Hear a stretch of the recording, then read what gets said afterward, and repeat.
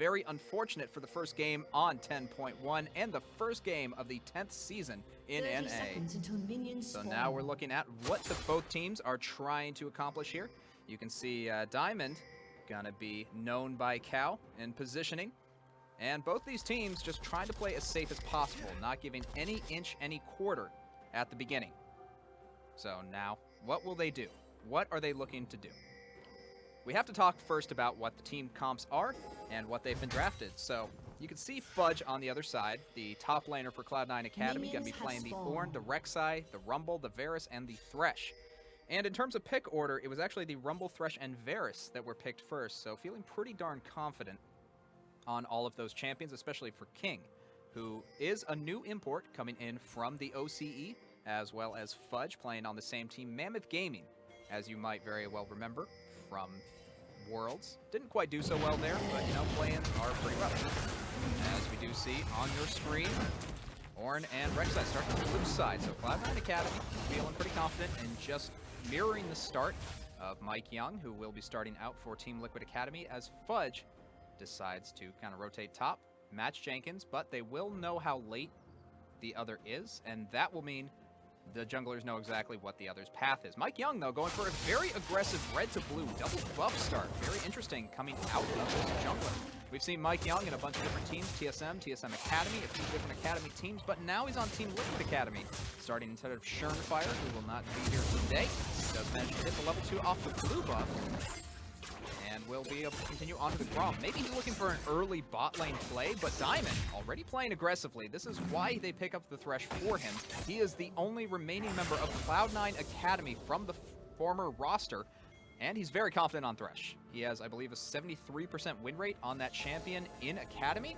So anytime he gets that champion, he is more than happy. And anytime he doesn't have to fight Yuumi, he's even happier.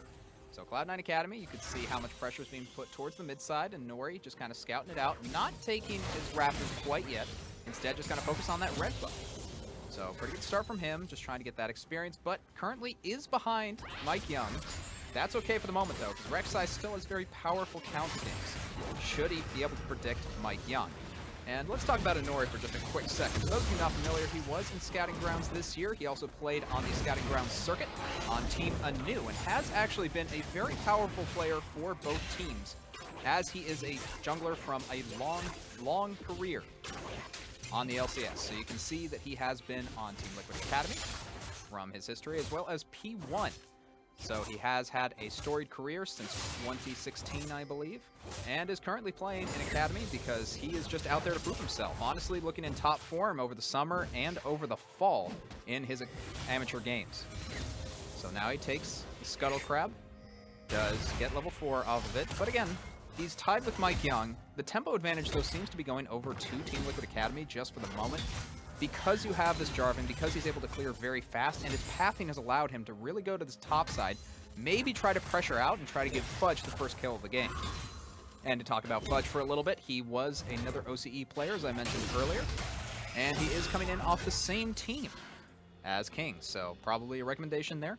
Or they just know each other, and it came as a package deal. But both these players, very, very accomplished in the OCE. #1 team on 2 different rosters for King and for Fudge, came from their Challenger League in Oceania, and then moved on up to the regular team for Mammoth, has proven himself to be a very competent top laner. This time on the Ornn, I'm excited to see exactly how he does in this one.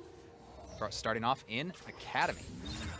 Bot side, King. Playing on the Varus is actually doing a lot better than I thought he would into this matchup. Aphelios generally dominates most things that he's in, just because he has so much poke and harass, but honestly, King is showing the pressure that he showed in OCE and why he was one of the top picks and the undoubtedly best AD carry coming out of the Oceanic region. But for now, he just doesn't have the engage and probably needs to wait for a gank. Honestly, felt that maybe Mike Young was in the area, was able to back off, and with Diamond, I feel like this lane is going to be a powerhouse as the Academy season rolls on, but we'll have to see how they do against Tactical and Cow. And to talk about Team Liquid Academy for just a brief moment, Tactical of TSM Academy was on the top Academy team of last season, kind of one of the superstars coming out of the Academy region, purely. and he has shown that he does have the capacity to be an LCS starter, but I can't talk about that now. Hook lands, Ignite down on Cal. A lot of damage. Nice play back for the Leona, but she flashes away, and that's going to be an escape from Team Liquid, and they are going to be able to survive that one. King takes a lot of harass, but Inoria is now in the area. Will he be able to find a counter gank and continue the harassment? So far, he is coming into lane. I don't believe he's been spotted quite yet. And without any wards, this is extremely dangerous for Team Liquid Academy's bot lane. He's moving forward, there's the spot, and everyone's gonna move up. The Lantern comes in, but without level 6, Inori just can't get into that fight. Very good defensive play coming out of Team Liquid Academy. Cow, especially able to get out of that one. Very, very impressive. Did burn Flash, might be dove in a second, but for the moment, is able to survive. Looking back at the mid lane, Palafox versus Yusui, and I want to talk about this matchup a little bit more, just because these are two of the top mid laners coming out of Academy in 2019. Palafox, of course, of the Golden Guardians Academy roster that did incredibly well in the summer split, and Yusui on the Echo Fox Academy roster, who, although didn't produce results as a team, Yusui's individual stats, including kills, kill participation, gold, CS per minute, all very, very high on a failing team, and that's very impressive for a mid lane player who's usually so team dependent. And speaking of dependent, in Season 10, we are dependent on dragons, and the Infernal Dragon will go over to Inori. Very nice pickup after the pressure that he was able to put down bottom lane. As we do see topside, a little bit of harassment, nothing too surprising, just Ornn and Mordekaiser things. And to talk about Jenkins for just a bit, he is the rock of Team Liquid Academy and is able to pick up a Mordekaiser, which is considered to be one of the strongest pickups right now on the top side. Is currently going even in trades, but Mordekaiser with that heal will be able to stay completely safe in this lane. Fudge, meanwhile, just going to make a new item. I believe he finished the Catalyst off that, so getting a little bit more health, a little bit more mana, as Yusui takes that blue buff. Everyone making a team effort to get that. That's what you like to see in these new rosters. Just a little bit of teamwork, communication, no problems whatsoever, and giving Yusui as much gold as possible, because as I was saying, he's one of the top performers on an underperforming team. That is so tough to do, and when you get those carry potentials on an actual team that can really support you, that's when you start to see star players, and maybe, just maybe, Yusui proves that he's ready for big time, as Diamond has been cataclysmed on and will go down immediately for the first blood to Team Liquid Academy. And Jarvan, just a very good roam from Mike Young. No surprises there. He is the master of early aggression. Definitely something we saw in his rookie splits coming out of his former teams. So will he be able to keep up this pressure in Academy? I have to imagine so. He's had great stats. He had great years whenever he played. And honestly, now that he's not on TSM, he might feel that he has a lot more potential and a lot more dominance in this matchup. As meanwhile, Inori getting a good read on that gank. Will go for the Rift Herald. It's getting low. Palafox is there to protect, and Yusui will not commit to that counter. Definitely a great call, considering the outnumber would have been a little tough. Palafox missed that ward. Unlucky. And that's going to be a Rift Herald going over to Inori. And considering that was taken at 8 minutes, he's going to have another one pretty darn soon. So about whenever after it spawns, it's 5 minutes. So let's see how he decides to use that. Baron spawning, of course, in 11 minutes, as you would expect. And Mountain Dragon going to be up in 2 minutes and 45 seconds. Just to focus on builds for a quick second here, transition. We see Varus going onto the Bilgewater Cutlass, so an on-hit build coming from King as opposed to a lethality build for the early game. He wants to scale into this one because he has the Rumble, he has the Ornn, and he knows that he's going to be able to get into the game, and he needs to be the damage from the team because Palafox, as good as he is, Rumble does have a very mid-game spike-heavy gameplay. So when he gets into the late game, he starts to struggle a little bit. Yes, he has to engage, and speaking of engage, King flash forward with the Corrupting Chains, will manage to land on Cow, who still does not have flash and will go down. That's going to be Varus picking up the kill. Meanwhile, the Equalizer comes out onto Tactical. A lot of damage done, and the ult from Rek'Sai comes in, flash forward, and a nice defense from Tactical. He's able to live through that one, and Mike Young picks up the second kill for Team Liquid Academy. Oh! And the piercing arrow, not quite enough to get Tactical. He's going to survive for the moment. Mike Young on the defensive stance, and great weapons coming out of Tactical. With that Infernum and with that Crescendum, he's able to defend against short range and wave clear. But that play coming out of Cloud9 Academy was able to pick up a 1 kill. There was just too much commit coming in from Inori. He didn't have the protection of Diamond's Lantern. He didn't have the extra damage from King. And quite honestly, it felt a little bit forced coming out of this Cloud9 Academy squad. And a great roam from Mike Young to know exactly where the jungler was going to be. we're looking at Cow. He's back in lane. He did go down to that last fight because of the flash that he had burned earlier on that play, but has it back now. So maybe hitting 6 is the go signal coming in from Team Liquid Academy's bot lane. Maybe they're looking for the engage now that they have this incredibly strong pick coming out of Aphelios and Leona. Meanwhile, Palafox is down in CS because of that play, but he is able to keep the lane pressure exactly even. And so Cassiopeia Yusui was not able to get that turret plate that he was desperately looking for in that last engage. Mike Young, meanwhile, gonna be in the river, Cow rotating as well. It's seeming like Inori is gonna back off of this. He knows exactly where those two are and knows that his jungle is no longer safe. So he's gonna go down to his Krugs. He's gonna feel safe taking those, and Cow, meanwhile, gonna go back to his bot lane along with Diamond and King. So they're able to wave clear quite well. This is, again, 10.1 Aphelios, so he is able to get a little bit of wave clear. He still has a lot of power in his kit, especially Infernum, and that wave clear really starts to show. He's got the wave exactly where he wants it to be, and now that he has Calibrum, he's able to freeze it very effectively.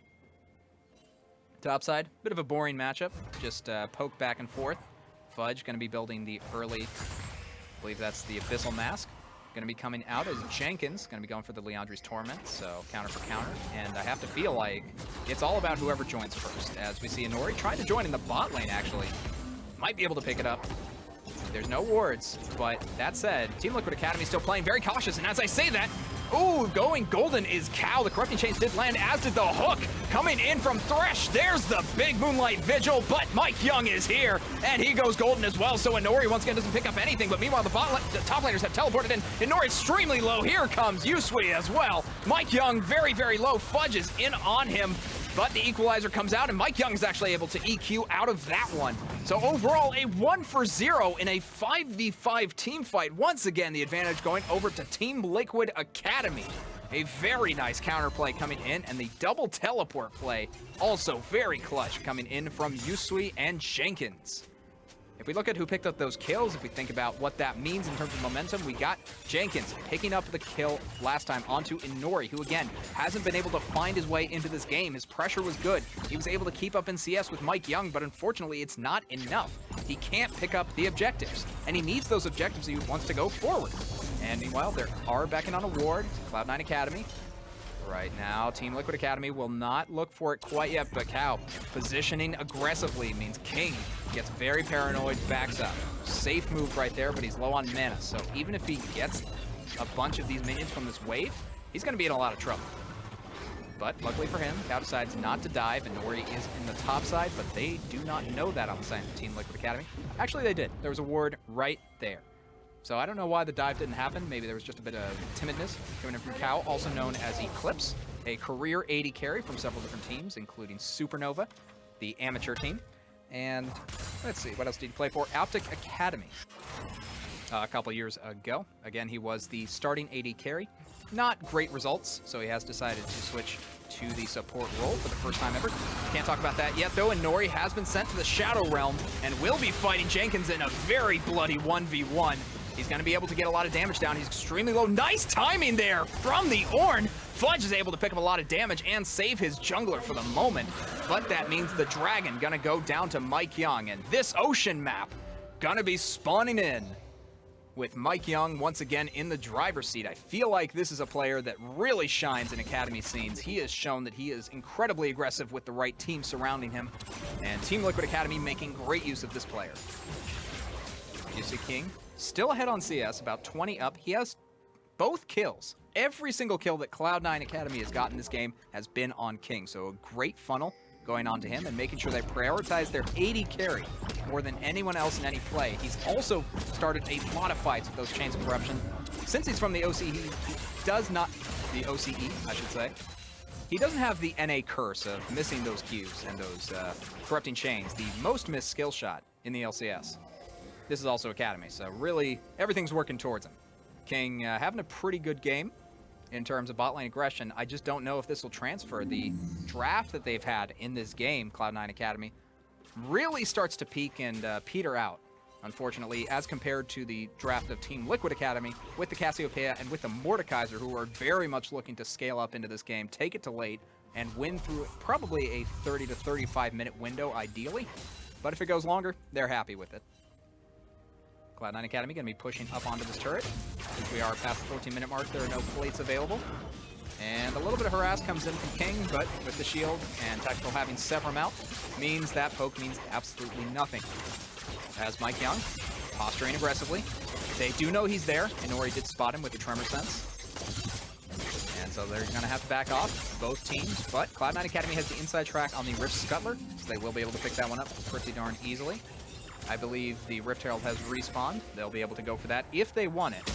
I feel like they're going to need it if they want to get pressure into this game. Cloud9 Academy right now just trying to focus on the bot side, get King ahead as much as possible, because he is the single damage source coming out of this team for the moment. We do see a lot of farm going over to the mid side, but Yusui continues to be very, very aggressive in this one, also getting the major advantage so far. And I have to say, Mike Young doing his job right now. He is going to the bot side, he is getting the counter plays every single time Inori tries to go aggressive. And right now he's looking at the mid side, which definitely a great call considering you're against a Rumble, considering you have a very strong Yusui right now in the mid, able to lock down any single target he desires. But instead, they back off. They're just trying to get all this Dragon posturing, even though it's not available for another 2.5 minutes. You want to make sure you have the river totally warded and totally under control in case a play like this happens. Where you do see Diamond moving in, flashes forward, gets the flay, gets the hook after the flash. What a predict! Coming out of the veteran Cloud9 Academy player. They're extremely low is Yusui and does go down immediately. Mike Young also very, very low. Another hook lands from Diamond. Is that Mad Life in his prime? He goes down, and that's going to be 2 kills picked up for Cloud9 Academy. Very, very good stuff coming from the aggression of Cloud9. They're able to see the pressure coming in from the river. They take it back, getting the vision, getting the kills, and finally getting back into this game.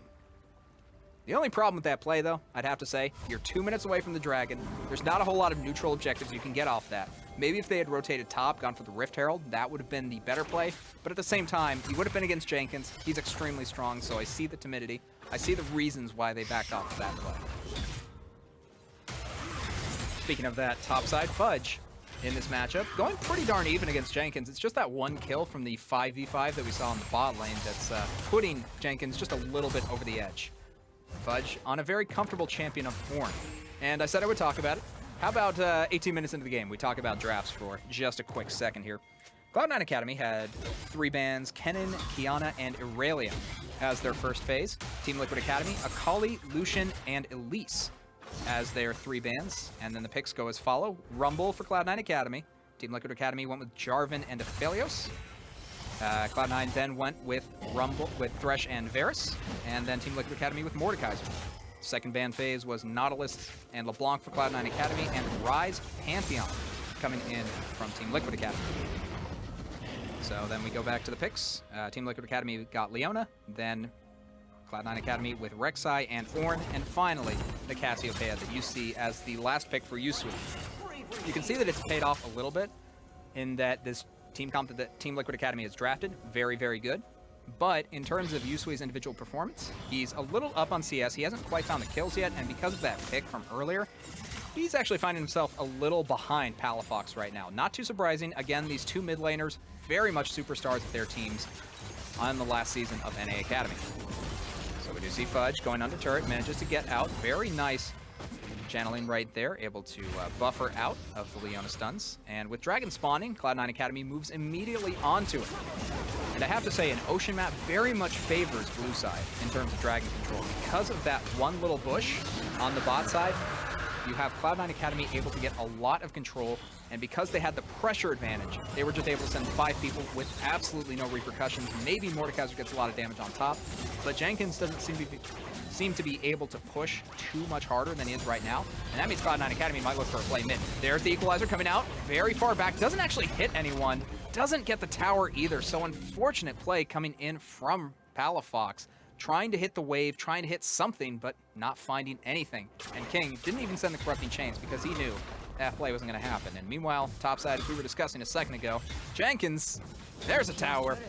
And that's going to be the first tower of the game at 20 minutes. I have to say, this is a really surprising change of pace as Palafox has come to match him, and Jenkins just kind of lets him go. No surprises there. You don't want to overcommit at this point, not knowing where the jungler was. Inori also tailing his mid laner, making sure the top side is as safe as possible, but Jenkins staying very, very safe. A great call at this point in the game.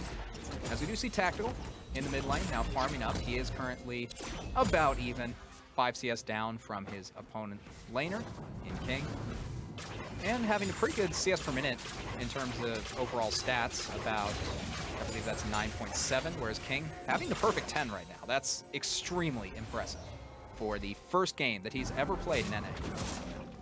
As we do see Mike Young, the early game tempo that he had in this game, very impressive. But the follow-up has been a little subpar, and I think that's what a lot of teams have seen from him, is that he's great at that early aggression. And speaking of which, Tactical forced to flash away from the Corrupting Chain. Very nice dodge. But unfortunately, in Aphelios without flash, very, very vulnerable. And I think Cloud9 Academy know that, so they're going to look to get a pick here. They're going to look for any type of vision control they can get, and maybe go for a neutral objective like the Baron that's just spawned 1 minute ago. They're looking for the trap.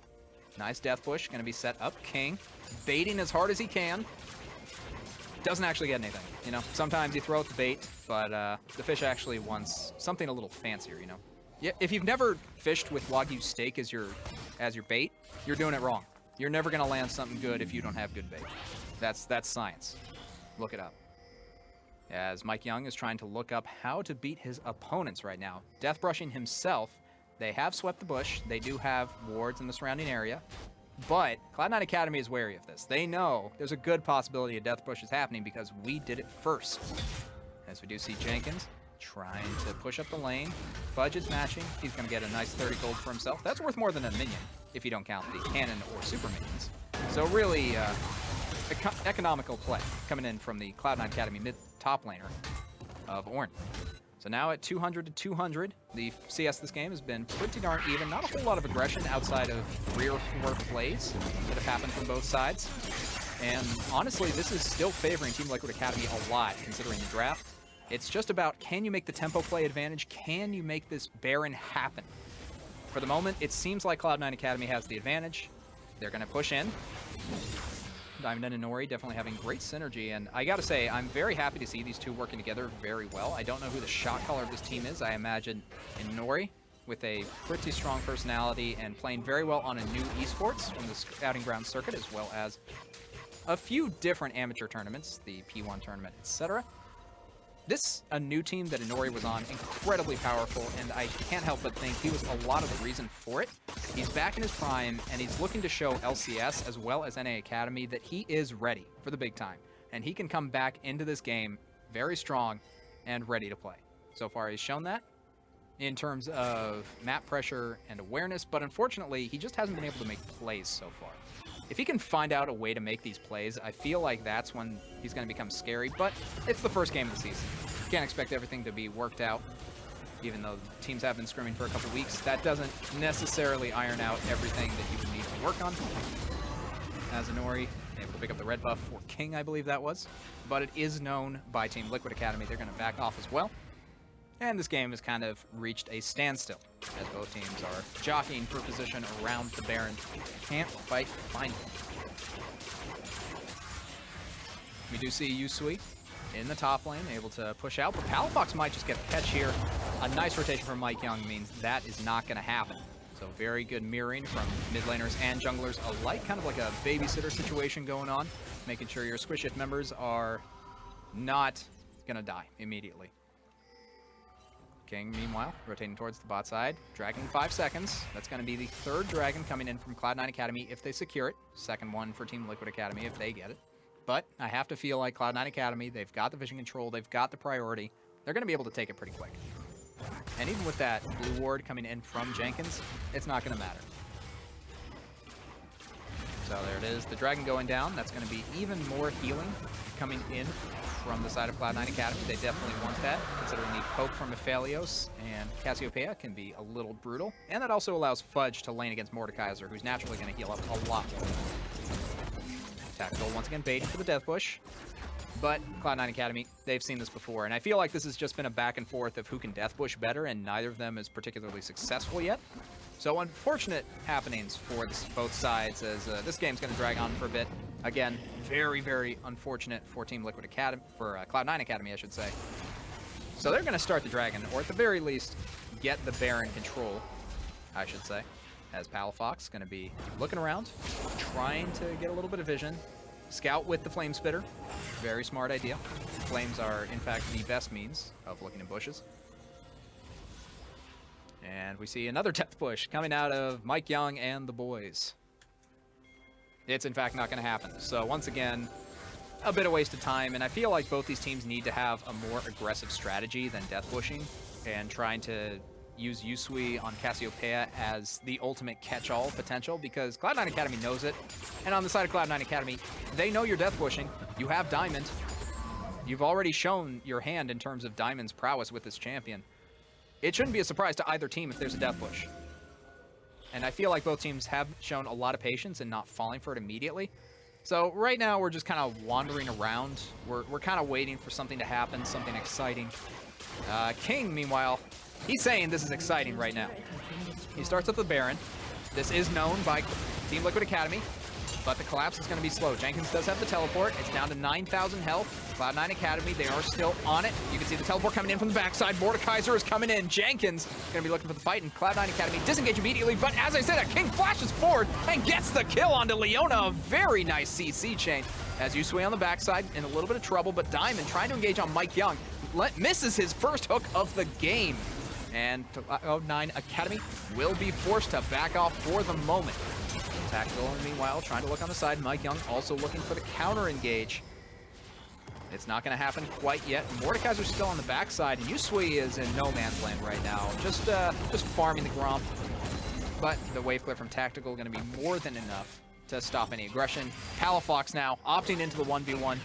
He knows exactly where Yusui is. A very nice control ward will spot that out. And Nori with the backup.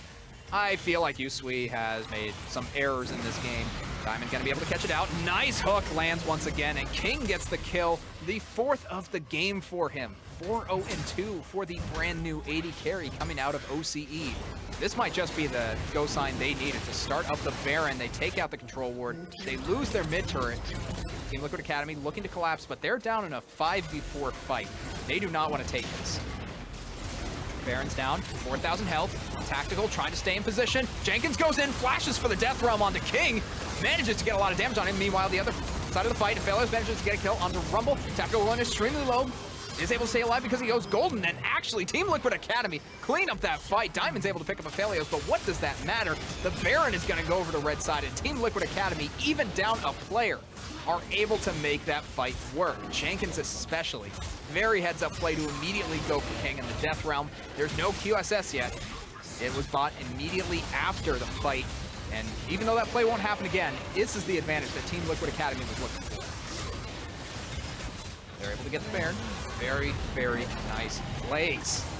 As we do see bot side, Fudge has to clean up. He was not able to do anything in that last fight. The call of the Forge God just not coming out at all. I think he was just a little timid there. Maybe a mistake, maybe he was CC'd, but either way, the Ornn that is supposed to be such a master of team fighting, just completely useless in the Baron fight that defined the speed of this game. Both teams take a reset. Team Liquid Academy very much in the driver's seat once again. Mike Young, very aggressively postured. He'll be able to take out a few more minions. And let's take a look at the items for just a brief second. Aphelios, 3.5 items. If you count the Vamp Scepter, very, very good stuff coming out of Tactical on one of the strongest champions in the meta right now. And King, unfortunately, with the flash forward and with the catch on to Cow, it wasn't enough. You need to be catching people that are of higher priority at this point. The Leona, yes, it's nice. Yes, it gets rid of a lot of your CC, but here comes Call of the Forge God for the engage. Cow is caught out. Equalizer, very nice positioning, and they're going to get Mike Young. They're going to get another one. Cow goes down, and Cloud9 Academy, even after losing that huge team fight, will now find Jenkins. Jenkins is in a 4v1. You can't do that, Jenkins. Going golden doesn't help. Death Realm doesn't help. King now has a QSS, so that's going to be another kill. 3 for 0 right now for Cloud9 Academy. And they're going to go for the dragon. This is Dragon Soul to them. That Ocean Dragon, very important at this point in the game. They do get it. No contest. Yusui trying to go on the backside, but Palafox has found great position in and now. The mid laner of Team Liquid Academy is extremely low. Tactical also getting in a lot of trouble here. Yusui flashes away, but what does it matter? Tactical also dead for the moment, and a shutdown for King. Dominant in this game. Cloud9 Academy, they're able to turn it around. This fresh roster, completely untested, and the likes of NA Academy able to pull it out using Diamond as his incredible Thresh. And Team Liquid Academy just don't have an answer to this. They had the pressure advantage. They just pushed too far. Without a coordinated effort, Cloud9 Academy are able to put down the inhibitor turret. They're able to put down the inhibitor, and they might even go for more. They have 4 members here. Ornis in the bot side. He has teleport to come in. And this might just be Cloud9 Academy looking to end the game. Equalizer comes down, Solar Flare onto the Varus. There's the Cataclysm. There's King going extremely low. Might even go down here. Stays alive. How is he living? Mike Young does get back in. And a triple kill coming out for King. He has shown who rules these lands. But the game doesn't end there. Tactical respawns just in time. Yusui as well. So Cloud9 Academy, they get an incredible play for themselves. But they don't win the game quite yet. They are more than happy to take just an inhibitor for now. And Team Liquid Academy, what can they do now? What options do they have left? The Baron is spawning in 3 minutes. Elder Dragon in 4.5. But the Ocean Soul already going over to Cloud9. And this, pretty desperate situation for Team Liquid Academy. They have to turtle up. They have to find a way back into this by completely giving up any aggression. Yusui needs to get more items. He's 0-3-1 on this Cassiopeia, 30 CS ahead, but what does that matter at this point? He needs 4 items to be useful. He just picked up a stopwatch. We'll be able to do a lot more in the next fight. But honestly, if his team doesn't make the engage at this point, if they don't wait for the perfect moment, they're not going to be able to win this one out. And even though they are very much a team-fighting team, they've just been outplayed by Cloud9 this entire time. Cloud9 Academy able to make so many plays off of King and off of Diamond. I might even say that this bot lane is looking like one of the stronger ones to start off this spring split in NA Academy. Both teams kind of take a reset. You can see the jungle pressure coming out of Inori, able to clear a lot of vision off the Baron, which once again is spawning in 2 minutes.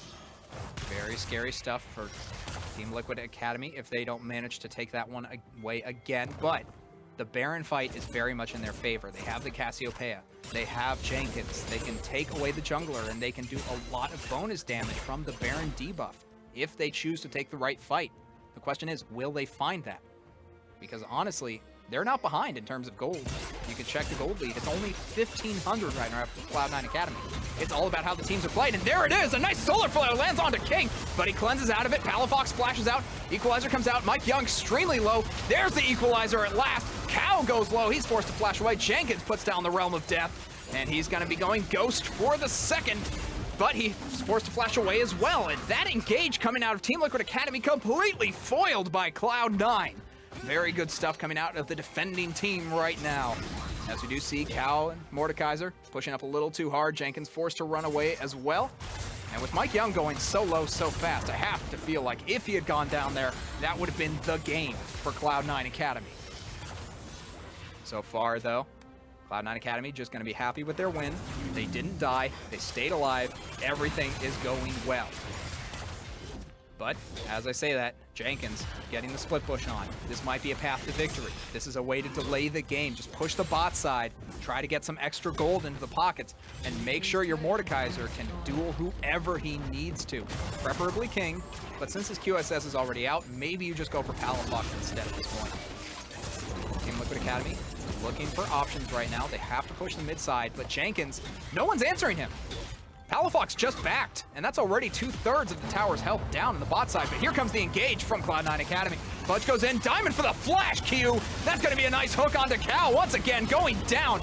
And the Inferno Moonlight Vigil does a lot of damage, just not enough at this point in the game. Extremely low is Thresh, and Diamond dies. Meanwhile, the Equalizer comes out onto Tactical. Tactical gets ulted by the Rek'Sai, and Rek'Sai is pushed away again as the Cataclysm comes down on Palafox, but he has the Zanyas, and he is ready to take that out. A triple kill for King. He is out of control in this one, and he has shown what a ruler can do. Put the crown on. This is Cloud9 Academy's game. They're going to push in for the Nexus. They're going to push in for the win, and Team Liquid Academy, a great early start, but just not enough to finish the game.